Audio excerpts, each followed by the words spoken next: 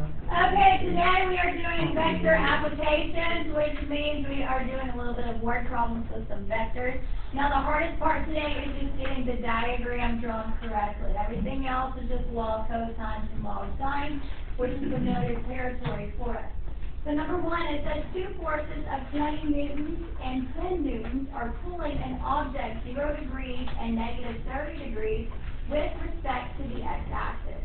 Draw the resultant vector and use trigonometry to find the magnitude to 3 decimal places and direction to the nearest degree of the resultant force with respect to the x-axis.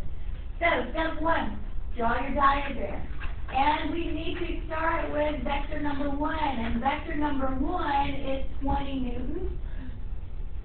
And we need to draw it 0 degrees with respect to the x-axis. So the first thing I'm going to do is draw a small coordinate plane over here. Now, if they are talking about angles with respect to the x-axis, that means the x-axis is going to be the origin of rotation. So if my rotation is positive, that means I would rotate up from the x-axis. But if the rotation is negative, that means I would go down from the x-axis. So the x-axis is how we're going to rotate for that angle. So if it's a positive, we rotate up. If it's negative, we rotate down. But what was that first degree? 0 degrees. Well, if it's 0 degrees, how far up or down does it rotate? It doesn't. So that means our first vector is going to be right here on the x-axis. So here's vector number one. And the length or magnitude is 20 newtons. So I'm going to mark this as 20 newtons. You can put the N for newtons or leave it off. Just make sure vector number one is labeled as 20.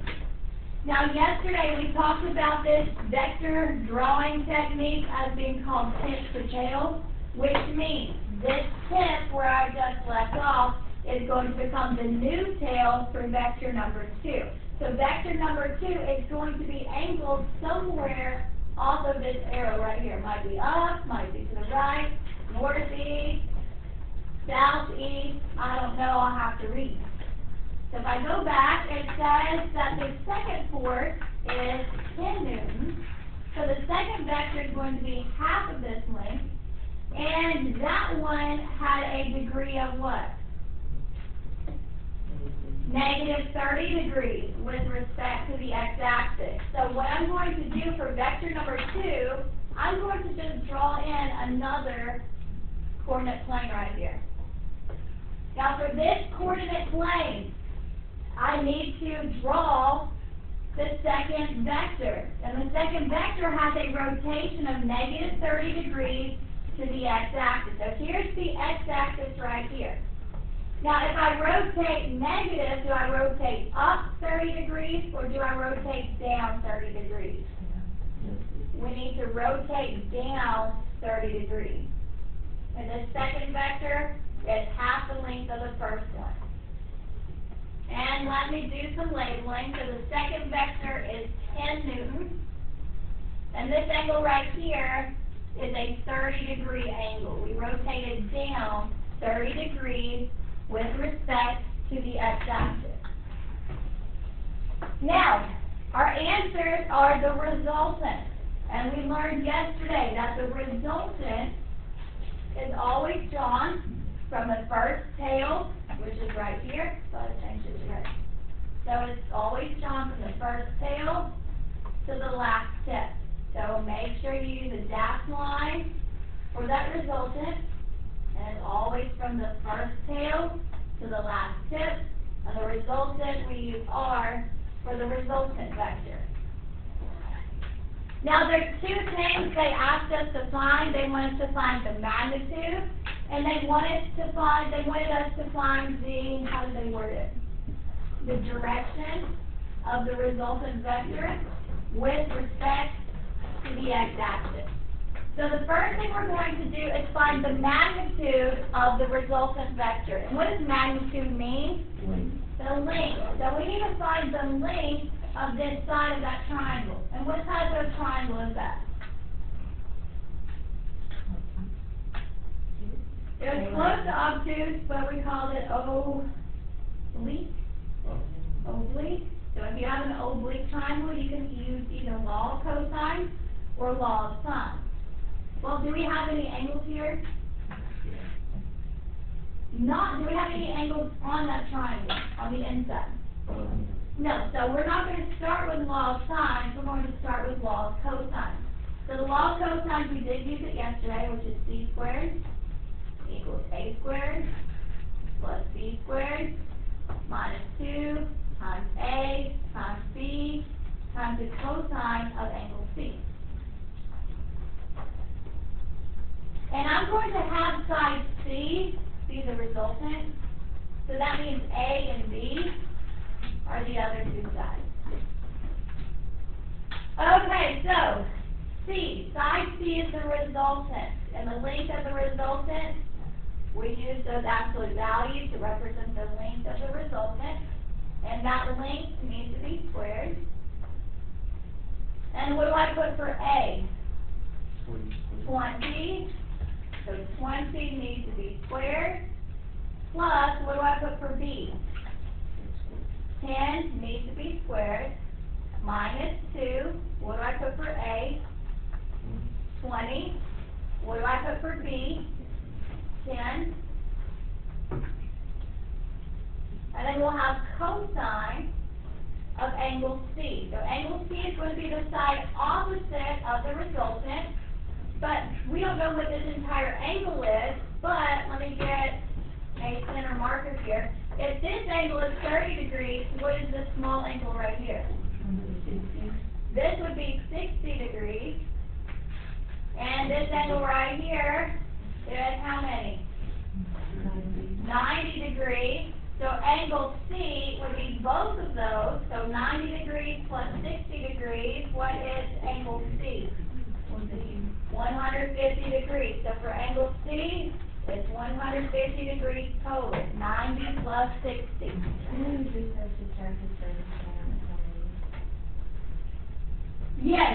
Yes, that's a linear pair. Yeah, so it's just 150. Okay, so we need to get rid of the square. So we need to square root both sides.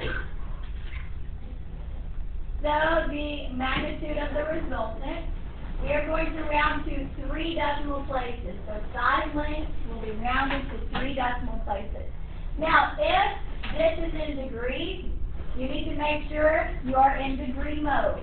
So make sure your calculator is in degree mode, and type all of that in, and round to 3 decimal places.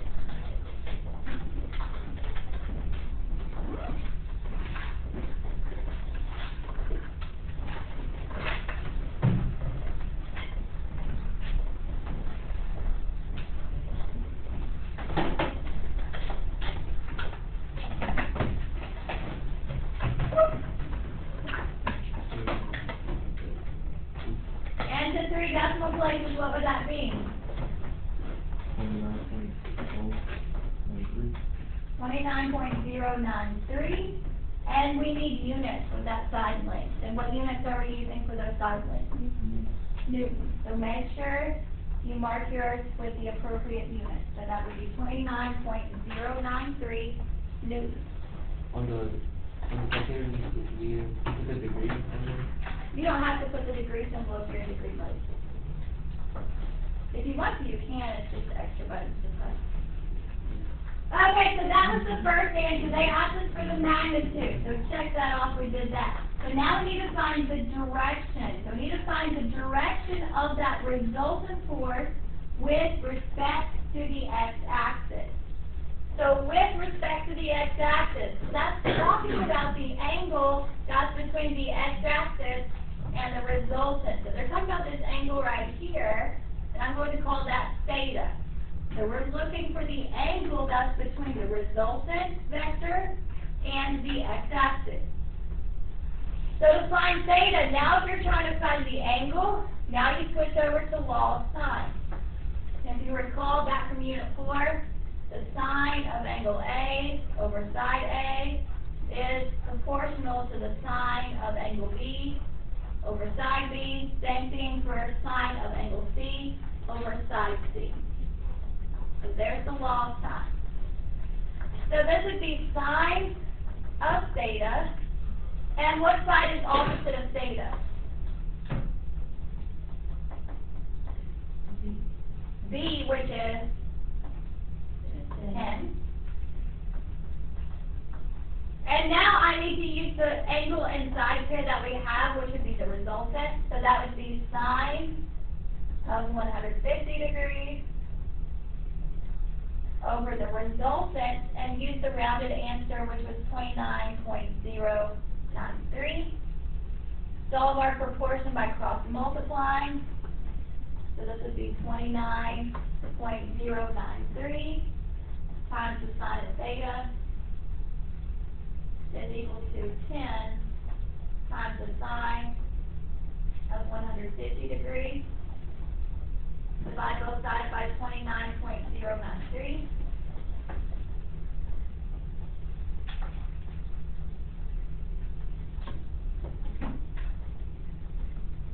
Now this is an arc sine value, so make sure you do second sine. So second sine of that entire fraction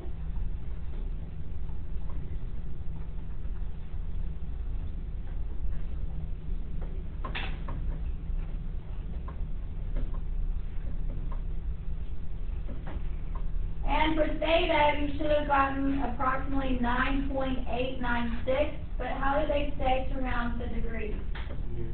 Nearest degree. So 9.896 rounds to 10. So theta is approximately 10 degrees. So angles are rounded to the nearest whole degree. Side lengths are rounded to 3 decimal places. Now back to the diagram. Theta, this angle right here, is 10 degrees. How would I describe that with respect to the x-axis? If it's below the x-axis, it should be positive 10. What should it be? Negative 10. So when I describe the direction with respect to the x-axis, we need to say this is negative 10 degrees from the x-axis. So since the rotation was below the x-axis, that's actually negative 10 degrees for the direction. The direction, you need to know the amount and where it's rotating from. Is it rotating from the x-axis or is it rotating from the north? So if they're talking about x-axis in the problem, you need to describe x-axis for the direction in your answer. Okay, next one, number 2.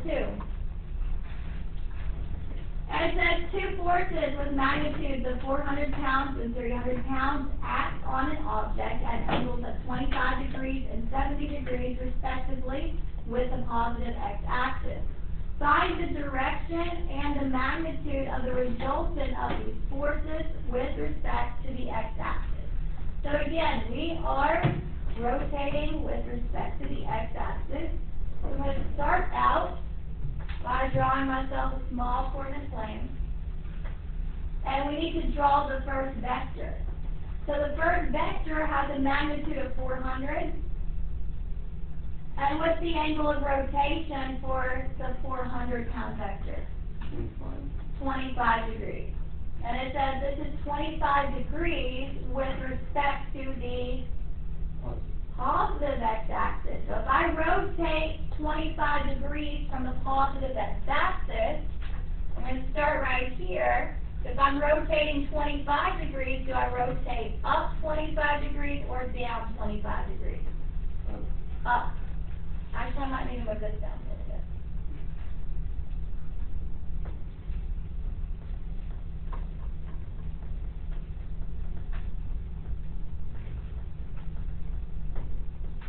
And that's a little bit much, but that's supposed to be 25 degrees.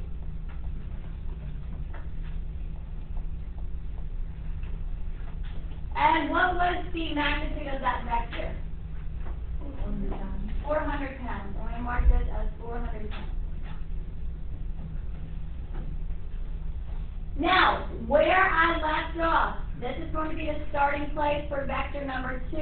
So at that tip, I'm going to draw in another coordinate plane so I can figure out where does vector number 2 need to be placed. So I know the starting point is going to be right here. And we still need to rotate from the x-axis, but the second vector rotates how many degrees? 70 degrees.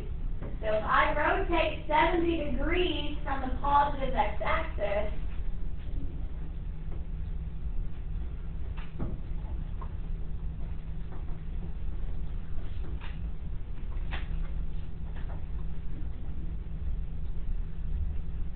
this would be 70 degrees right here. And now, well, first of all, let me go ahead and label the length of that second vector. And what's the length of the second vector? 300. So this one is 300. And this one, let me mark this below it. That way it doesn't get in the way of the resultant. And after you've drawn in your two vectors, draw in the resultant. And it's always from the first tail to the last tip. The first tail to the last tip. Here is the resultant vector. Now to find the magnitude. To find the magnitude of the resultant vector, we'll have to use the law of cosine because this is an oblique triangle. The law of cosine would be c squared equals a squared plus b squared minus 2 times a times b times cosine of angle c. So we're solving for that magnitude. What do I put for sides A and B? 400 and 300. So this would be 400 squared plus 300 squared minus 2 times 400 times 300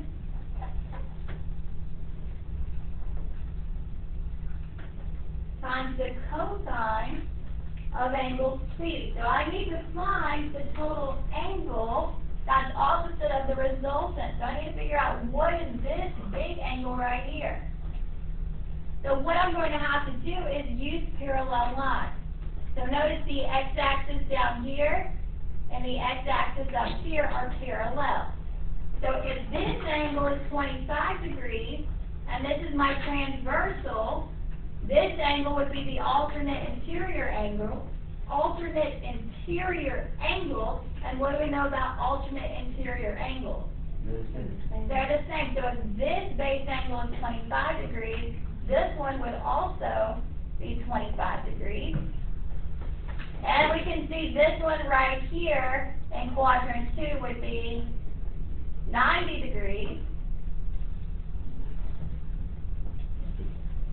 And if this in quadrant 1, if that total one is 90 degrees, to find this missing piece, subtract 70 from 90, and what's 90 minus 70? 20 degrees. So that last little piece is 20 degrees. So for angle C, we need to add 25 degrees, 90 degrees, and 20 degrees. And when you add all three of those, what is the total angle for angle C?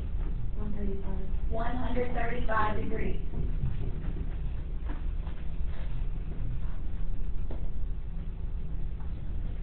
So make sure you use parallel lines to find missing pieces of angles. Now side length will be rounded to 3 decimal places. So go ahead and type all of that in. Final answer, rounded to 3 decimal places.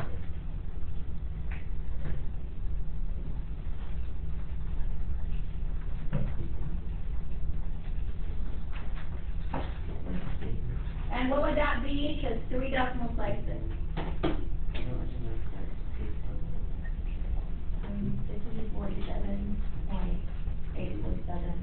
647.847. or 7, and what are the units being used in the problem?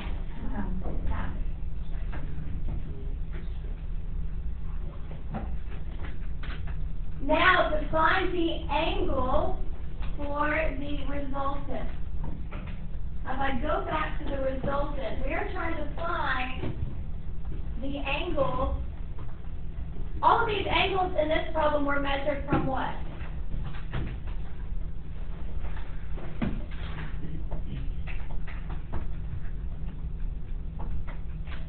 All of the angles need to be measured from the positive x-axis. So what we need to find, we are looking for this angle that goes from the positive x-axis to the resultant.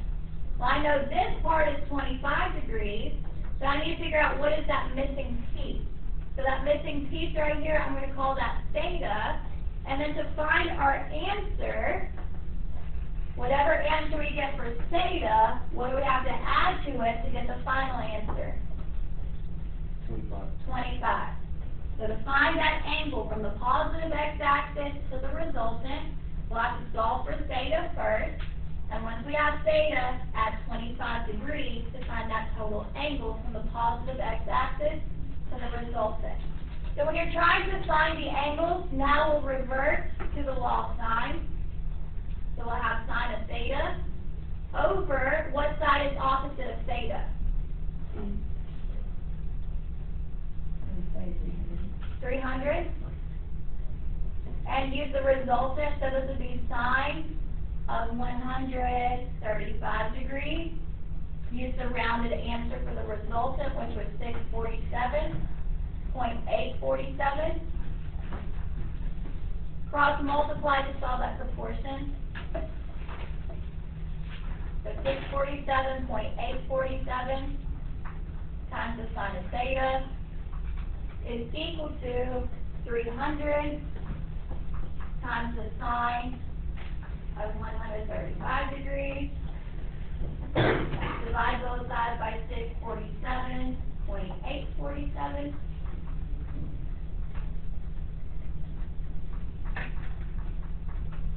And this is an arc sine value, so make sure you do second sine of that entire fraction.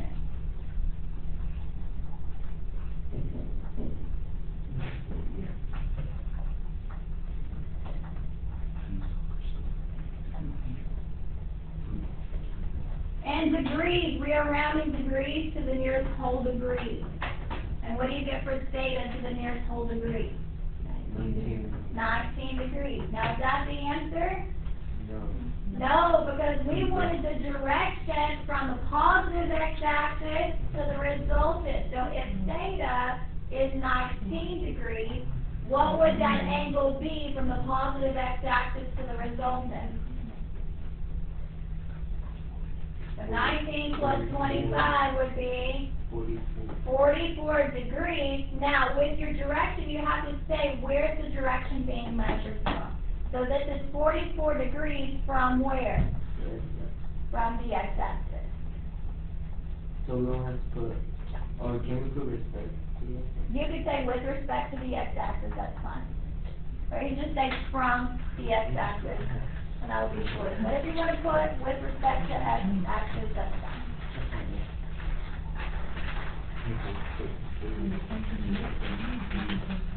Okay, page 2 is just a diagram with vocabulary.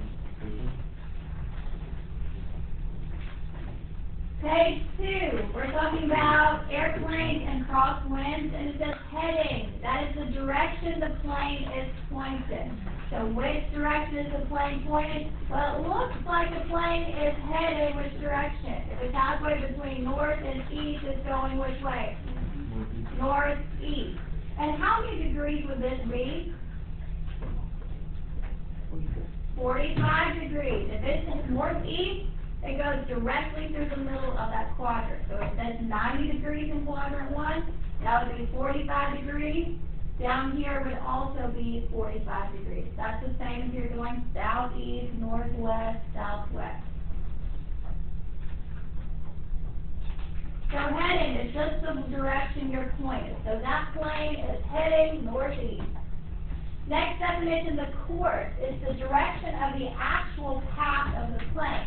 So the plane is headed northeast, but it might have some crosswinds, and this wind is pushing the plane down. So this dashed line represents the actual path of the plane. So this is the route of the plane, but it was headed northeast, but that wind pushed it down. So that is the course. It's the actual path your plane is on. Heading and course are given in degrees clockwise from the north. So if they talk about heading or course, that means they measure from the north. So from the north to right here, the heading would be 45 degrees. So heading and course are both measured from north. And it says airspeed, that's the speed of the plane with no wind. And ground speed is the actual speed of the plane with the wind effect involved. And ground speed is observed from the ground.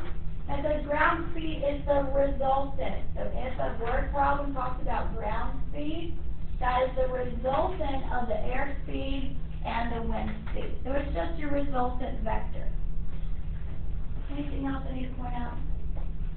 I think what I need to point out, I'll just point out with the next problem. Okay, so problem 3 is broken up into 3 parts. The last problem, 3 parts. So, part A, it says a plane is flying south at an airspeed of 100 kilometers per hour. And it says with a 25 kilometer per hour tailwind. Find the ground speed, which is your resultant velocity of the plane. So we need to find the resultant. So the first thing we need to do is draw our 2 vectors. So the first vector, vector number 1, it tells us the plane is flying south.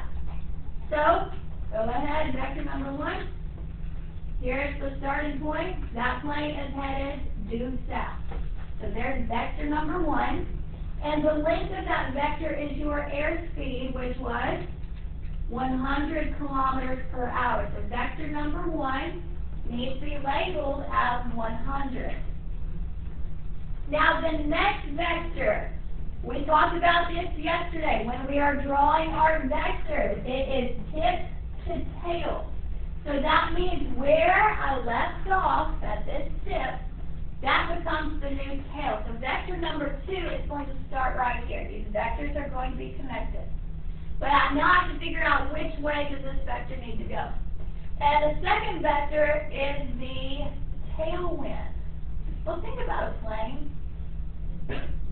Here's my plane. And it's going this direction.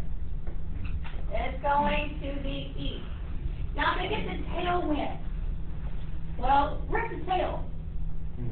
At the back. So if it gets a wind from the back, what's it going to do to that plane?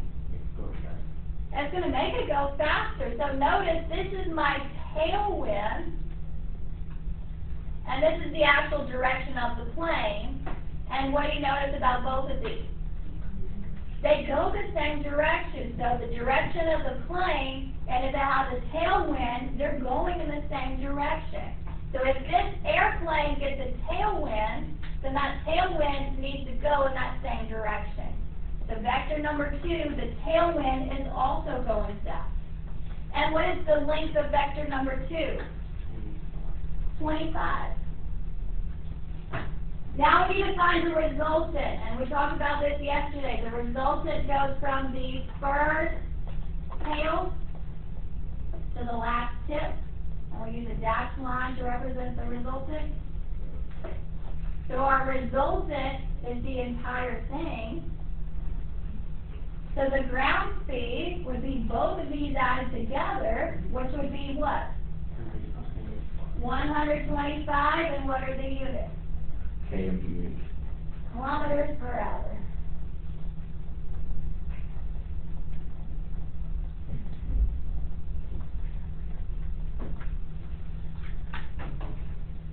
So 125 kilometers per hour.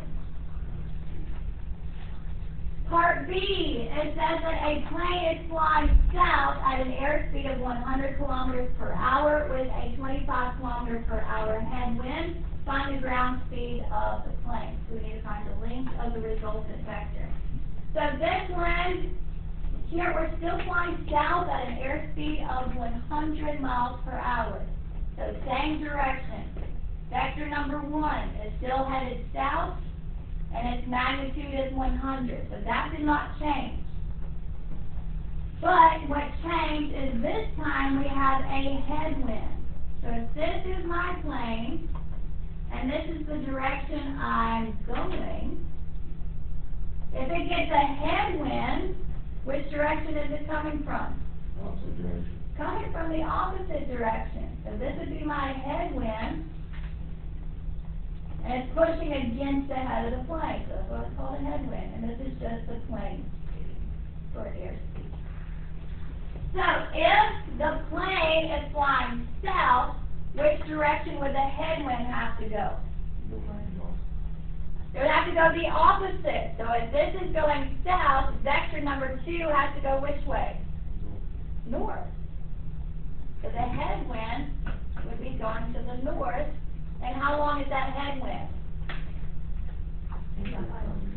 25 kilometers per hour. So how would I, well, let me mark the resultant. The resultant is always from the first tail to that last tip. So here's my resultant vector, that part in red. So what is the length of that resultant vector? Yeah, this would be 100 minus 25, which would be 75. Don't forget the units, kilometers per hour.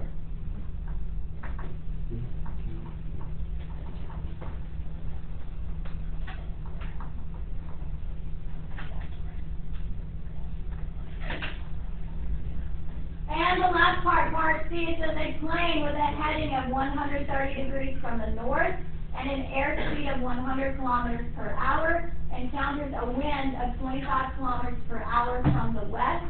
Find the ground speed and the course of the resultant vector of the plane. So, drawing our diagram. Here we need to have our plane heading 130 degrees from the north. So I'm going to draw a small coordinate plane here. Actually, let me move that thing up a little bit.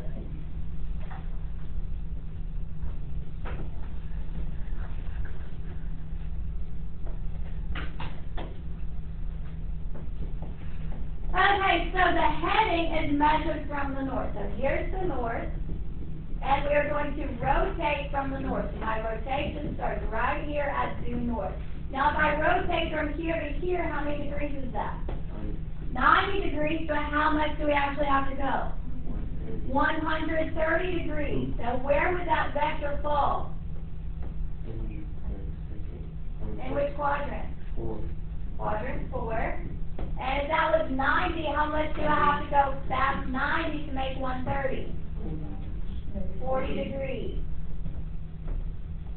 So here's vector number 1. I'm going to label this as 40 degrees. So from north to my vector is 130 degrees. So heading is measured from the north. And let me mark that vector. What's the length of that vector? 100. 100. It's 100 kilometers per hour. That's the magnitude. It encounters a wind. So where I just left off with vector number 1, draw in another small coordinate plane so we can figure out which direction does vector number 2 need to go. Vector number 2 says we encounter a wind of 25 kilometers per hour from the west. So if the wind is from the west, which way is it actually going? East. It's going east. So here's my starting point for vector number 2. And if it's coming from the west, it's actually traveling to the east. And vector number 2, what's the length length of vector number 2? 25. So it should be 1/4 of the size of that first vector. Now the resultant vector is always drawn from the first tail to the last tip.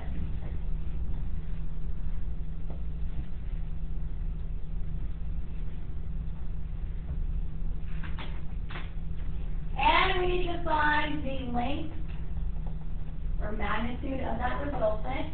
And how do we find the length of the resultant? Which formula? Law of cosine.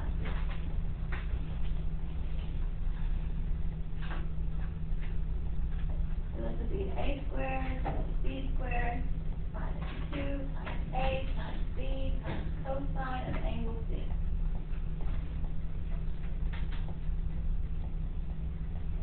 What are a and b?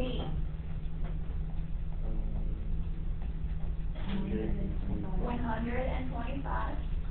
So 100 squared plus 25 squared minus 2 times 100 times 25 times the cosine. Now I need to find angle C, which is the side opposite of the resultant vector. So we need to find this angle right here. Well, I know this is 90 degrees. To find missing pieces of an angle, use parallel lines. So if this is 40 degrees at the top, how many degrees is right here? 50 degrees. And the x-axis and the x-axis are parallel lines. So if this angle is 50 degrees, what about this little piece right here? It's also 50 degrees, so this would be 50 degrees. And right here would be 90 degrees. So 50 degrees plus 90 degrees, what do I use for angle C? 140. So this needs to be cosine of 140 degrees. Square root both sides. And magnitudes, we will round to 3 decimal places.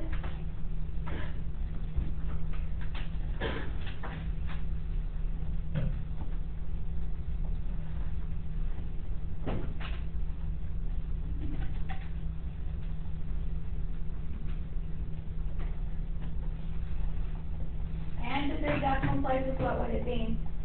120.230. Yes, 120.230. And what are the units for this problem?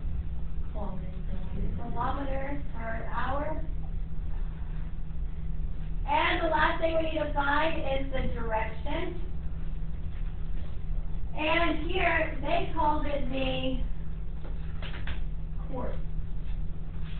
And if I go back to that definition page, right here it says the course is the direction of the actual path of the plane with no wind, and that needs to be measured from the north.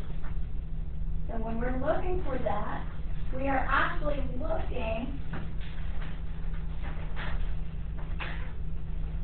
from the north all the way down here to the resultant. So we know this angle is 90 degrees, but do we know what this little angle is right here?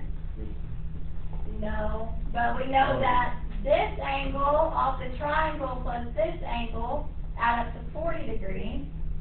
So the first thing we need to do is find theta, and once we find theta, subtract that from, actually, what is this entire angle here?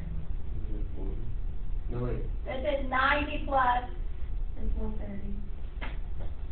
90 plus 40 is 130. So all we really have to do here to find the direction is 130 degrees minus theta. So 130 degrees minus theta, and we'll have that course.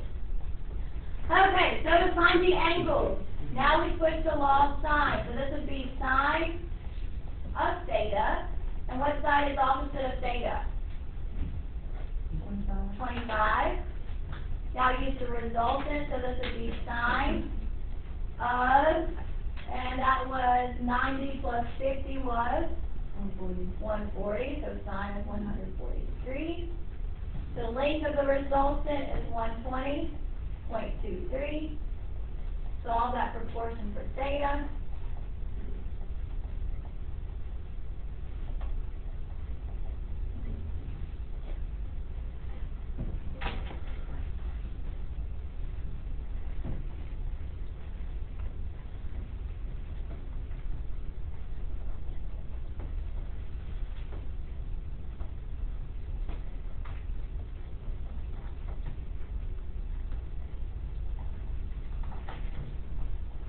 And that's an arcsine value, so make sure you do second sine of that entire fraction.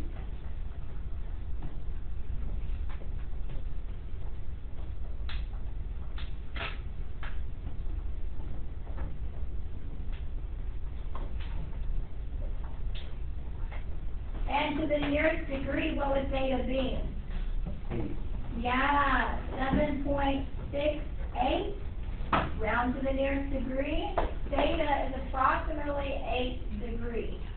But remember, we are trying to find the course, which is the direction from the north. So this angle is 8 degrees. This entire angle from the north to vector number 1 is 130. So we need to do 130 degrees minus theta, which is 8 degrees.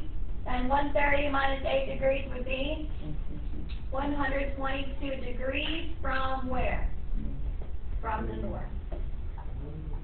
So make sure with your angle you say where the direction is from the x-axis or from the north. So if they use the word course, that is direction from the north.